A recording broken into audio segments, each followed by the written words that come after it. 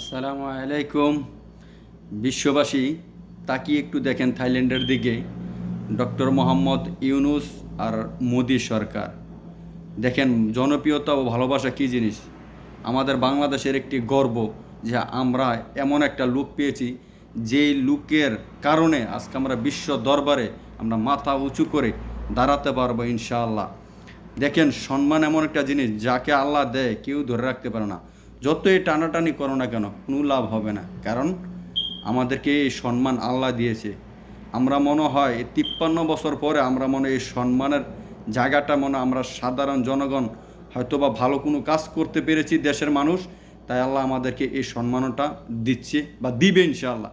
তাই আমি বলবো আমাদের দেশের মানুষ, আমরা ঝগড়া বিবাদ হানাহানি মারামারি কাটাকাটি না করে আমরা মিলেমিশে দেশকে যদি ভালোবেসে থাকি, দেশের মানুষকে যদি ভালোবেসে থাকি, তাহলে আমরা মিলেমিশে ওনাকে সাপোর্ট দিয়ে আমরা এই দেশকে বিশ্বের দরবারে একটি উঁচু দেশ হিসাবে যেমন গণ্য পাই, এই চিন্তাভাবনা নিয়ে আমরা কাজ করি।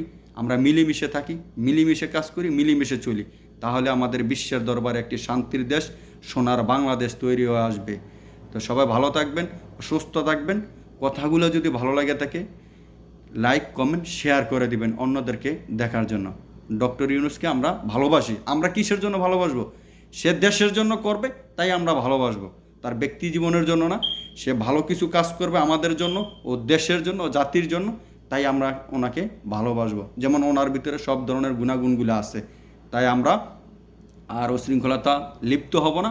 আমরা দেশকে ভালোবাসি, আমরা দেশের মানুষকে ভালোবাসি। ইনশাল্লাহ আমরা মিলেমিশে আমরা দেশকে এগিয়ে নিয়ে যাব। সবাই ভালো থাকুন, সুস্থ থাকুন। আল্লাহ হাফেজ।